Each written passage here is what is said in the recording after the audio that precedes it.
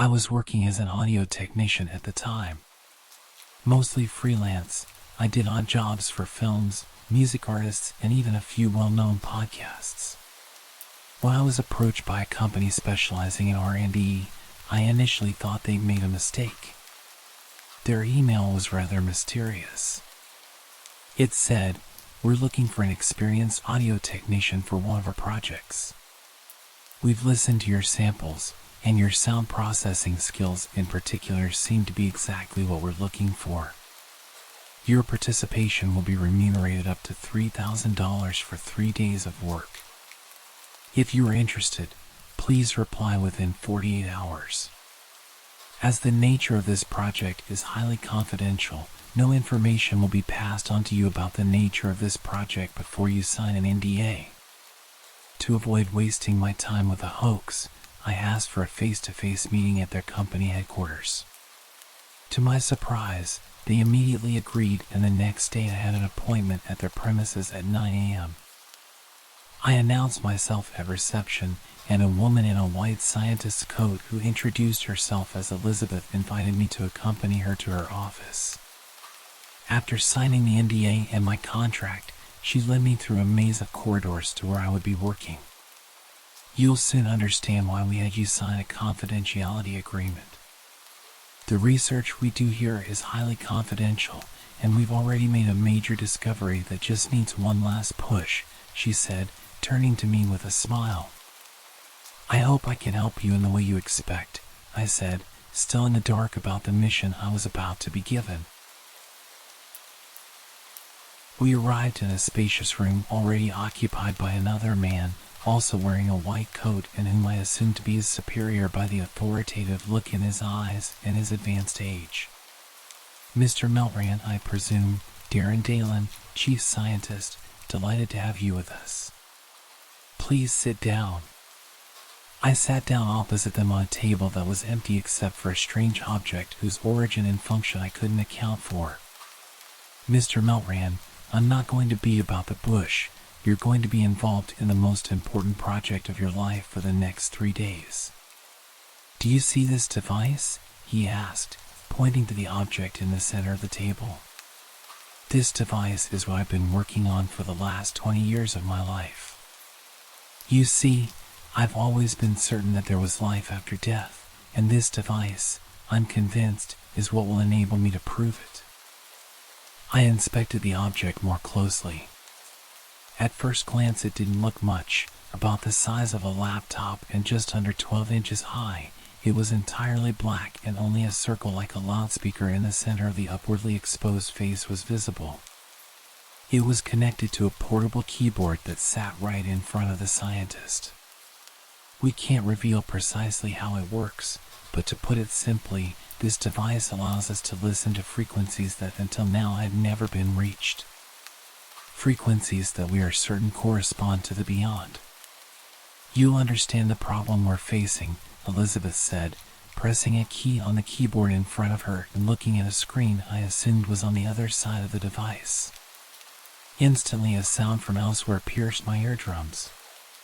The sound was unmistakably high-pitched and seemed static, despite the fact that I had the impression of hearing pitch variations without being able to distinguish them. Elizabeth finally cut the sound with a grimace after pressing a few keys. "Mr. Meltran, we're not asking you to believe us about our discovery.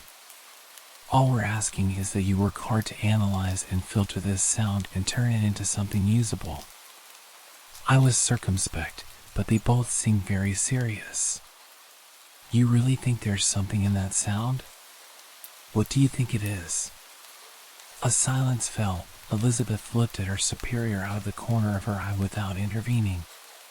"Yes, Mr. Meltran, we think there's something in the sound, as you say. Your work begins today, and Elizabeth will show you the equipment at your disposal." I set to work. I was allowed to use all the equipment in the lab, computers and all, including the device in question, but I couldn't take anything home or work from home. Everything had to be done on site, and every second had to be recorded by cameras and microphones. I recorded a sample of the sound and started by trying to filter it. I'd already worked on sound that was cut, corrupted, of poor quality or whatever, and I used every technique I knew to try and clean it up. I spent the entire first day on it, to no avail. The second day I continued in this direction, not knowing what else to do. My attempts became more and more desperate. I honestly couldn't see how they expected me to get anything out of that uniform, shrill sound. I decided to concentrate on my ears and listen to the sound produced by the device over and over again. There was definitely something strange about it. I don't know how to explain it, but the more I listened to it, the more my breathing quickened, as did my heart, and part of my brain screamed at me to end it or run away. So much so that I was beginning to fear continuing to listen to it. After all, it was supposed to be a sound from beyond according to them, although I wondered if this scientist hadn't just gone mad trying to find an answer to his obsession. The second day ended like the first. That night I couldn't sleep. The sound kept echoing in my head. It was as if by listening to it over and over again, it had become imprinted on me. I had the impression of discovering new facets, new variations. It was as if the sound was still happening, but in my head, and I couldn't stop it. I turned over in bed for the 15th time and stared at the ceiling. And the vision that came to me stunned me. At first I thought I was imagining shapes moving because of the darkness. But like the sound, the more I concentrated on what I was seeing, the clearer it became. There were dozens and dozens of faces, their horrified expressions distorting their features as they blended into the ceiling and seemed to be trying to break out, to extricate themselves from the solid matter. As the faces tried to push against the darkness to get out, I could hear the sound in my ears getting louder and louder, sharper and sharper. My heart was beating so fast I was afraid it would suddenly stop. I could hardly breathe. They were there, they were coming out, and for some unknown reason, I was certain that if they reached me, they'd take me with them. With that thought, I jumped out of bed and in 2 steps reached the light switch in my room and looked up. There was nothing there. And the sound, though persistent, was a distant echo in my head. On the third and last day, I sat down at my workstation with dark circles under my eyes. I'd spent the rest of the night on my feet, trying to think of a solution. I approached the device again, and after a moment's hesitation, my instinct screaming at me not to press the key, I turned it on. Again, that shrill sound, so unique, flat and endless. That's when it hit me. I remembered the first impression I had when I heard it for the very first time. A feeling of missing something behind the uniform appearance of the sound. What if there were so many sounds that the much coming out of them made them impossible to discern? I stood in front of my computer and spent the rest of the day isolating and slowing down the sound to an extreme level. It was 7:00 p.m., and I was finally ready to do a test. At the same time, Elizabeth entered the room. "The time you were given is almost at 0, she said with a compassionate smile. "I think I've found the solution. Are you ready?" Her eyes widened and she sat down on a chair next to me in silence. I started the modified recording. I never imagined I'd hear what I heard. Screams. An incredible number of heartrending cries from an infinite number of people, men and women of all ages. Elizabeth's face turned pale.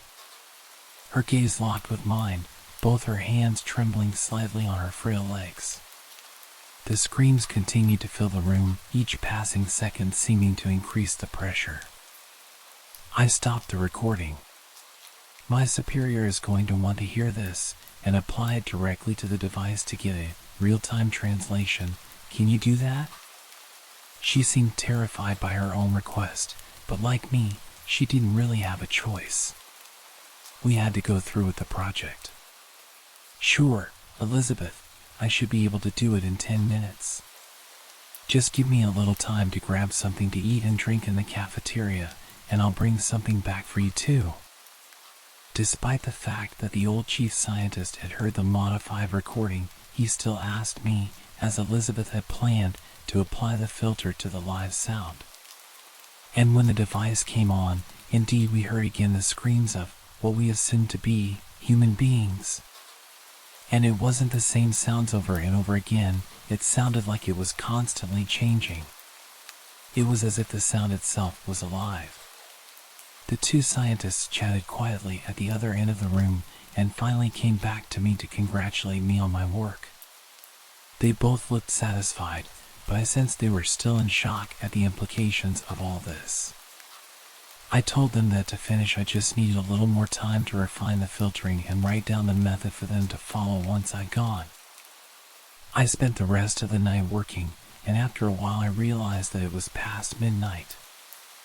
I was just finishing tidying up my desk when suddenly the shouting stopped. That's when I realized that the device had been on all this time. I couldn't believe it. But I had to believe it, because now it wasn't screams I was hearing, but the slow breathing and exhaling of someone or something. After a while, it said something in a language I didn't know, but which I assumed was something close to Latin. Then nothing. I switched the machine off and on again, once, twice, 10 times. Only a deafening silence and my jerky breathing filled the room. I explained what had happened before leaving. Fortunately for me, as it was all recorded, I had proof that I had nothing to reproach myself for, and they had a clear record of what the voice had said. I spent weeks trying to make sense of the sentence myself, but the more time passed, the more the words escaped me. After a while, I simply got on with my life, but the experience left an indelible mark on me. Even today, in the silence of the night, I sometimes feel as if I can hear a high-pitched tone echoing deep inside me. And I know that if I concentrate just a little bit on it, I'll hear again the horrific screams of that endless human tide.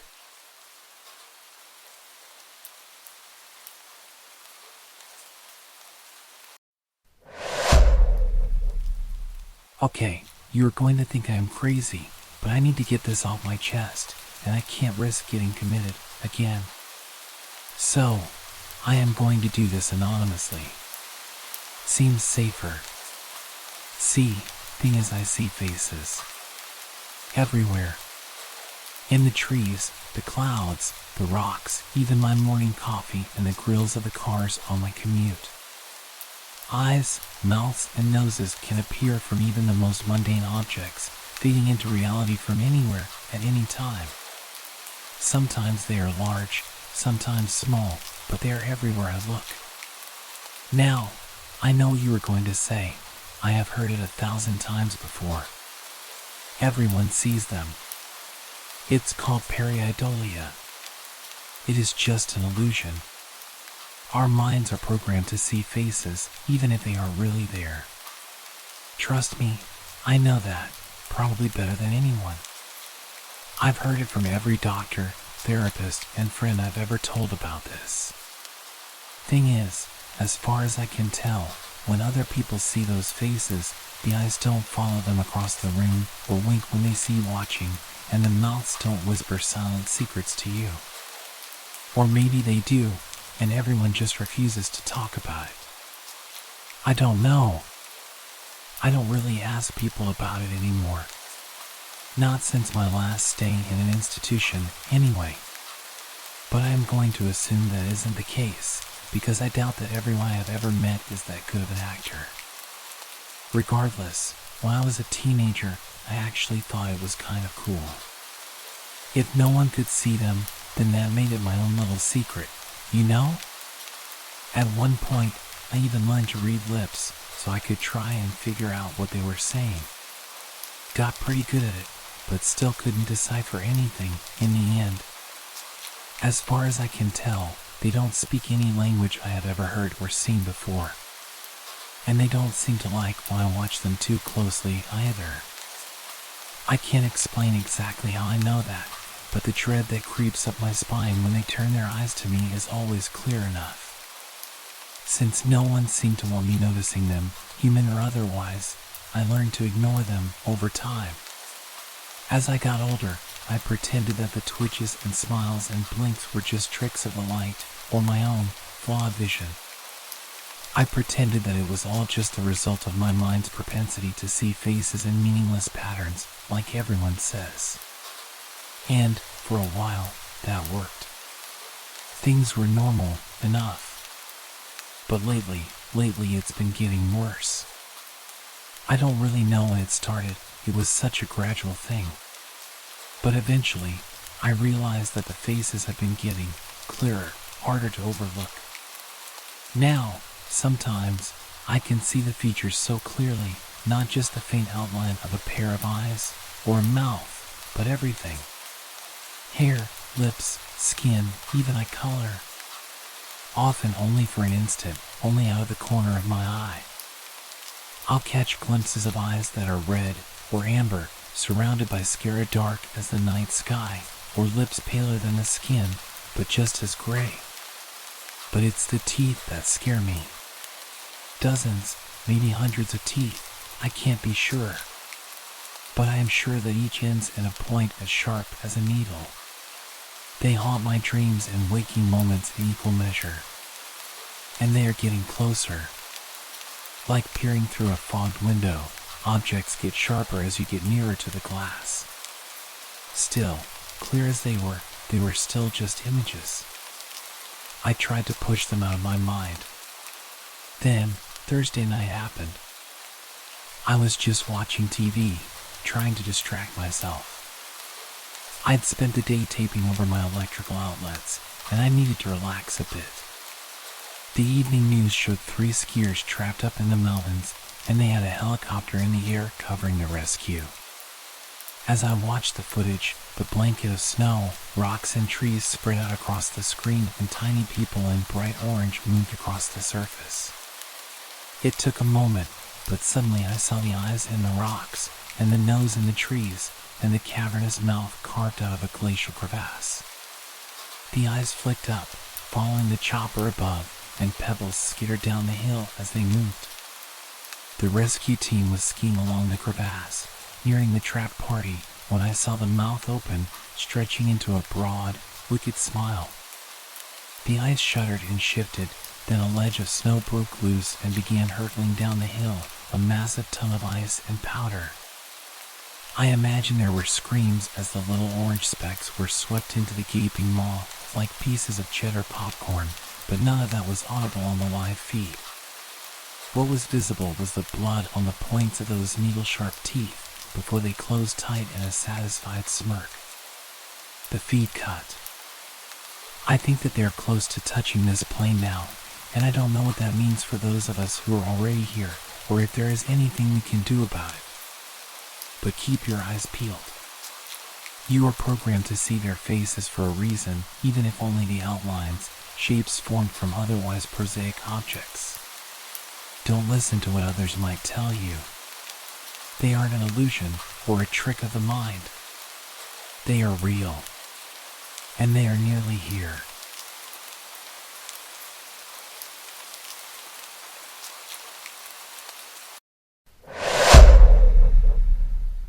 I am a wiki mod for YouTube. I know. You don't have to tell me. I do it as a hobby, but that's not the importance of the story. I wrote here today because I cannot keep this to myself anymore. We all know Wiki, the fanfare craft for every comprehensive thing under the sun. The other mods told me about an ANK YouTube channel that I had no idea about. Some couple stuff that somehow got popular on Twitter that I couldn't care less about. Well guys, buckle in. ANK are 2 Mormon kids who lived in Salt Lake since the moment they were born. I suppose they thought that the best way of making money was getting people to convert, saying how great their life was and what amazing parents they'd be. Show everyone what paradise they lived in, from parents' wealth, and how great Mormonism was, with horrendous racism, while simultaneously placing multiple ads for a myriad of sham scams every 2.5 minutes into every uploaded video. That was until about 2017, August, when they stopped doing the couple vlogs altogether. They were promised to each other, but excommunicated from Latter-day and practiced Christianity apart. No Mormonism to be seen. The only way I can tell is because, on the 08/24/17K posted a video, alone, speaking to her, currently 56, but I assumed far less at the time, followers that she was frightened. She'd mentioned the above. They'd been told to leave the church after having matching tattoos to show their love for each other, and so went on to regular church attending so that they may keep somewhat of a relationship with God. 29th law. What really began to interest me was how alert she looked. She was shifty, wide-eyed. She said she heard knocking at the front door of their apartment, which was heard throughout her vlog. The reason I know it wasn't was he was in the background of her video. In the hallway, staring. It wasn't unnerving staring whatsoever. It was like a person who was waiting to speak, but didn't want to upset the stream of consciousness being blurted out by Kay. Like he would do wrong if he tried to talk. Yet Kay seemed like she wasn't aware of his presence at all. As if she'd never seen him, stood awkwardly in the background once whilst filming, which was clearly recorded on a laptop. A few days later, I uploaded a video. It was titled "I Don't Know What to Do." It depicted him staring in horror at the camera in the shared laptop. I assume it was because the quality was identical, crying as Kay slammed her head onto the ground, screeching out in agony for losing their child. I was horrified, seeing what I thought was a woman grieving after having miscarried her child. I mean, losing a child is horrendous, something I could never imagine the pain of experiencing.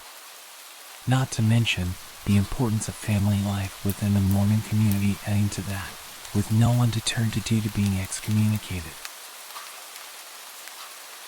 Yet I said nothing. He looked at the camera, silent, as Kay slammed her head into the ground and wailed over and over again. Then the video ended, with nothing to add context to, without someone, like myself, having watched all the videos prior. Curiosity overwhelmed me, so I continued to watch. Kay made a video, titled "He'll Kill Me." She was convinced her husband, A, was going to kill her. I was present in the vlog, standing behind her with his head face to the ground. She displayed a horrible set of black eyes and a bulging forehead.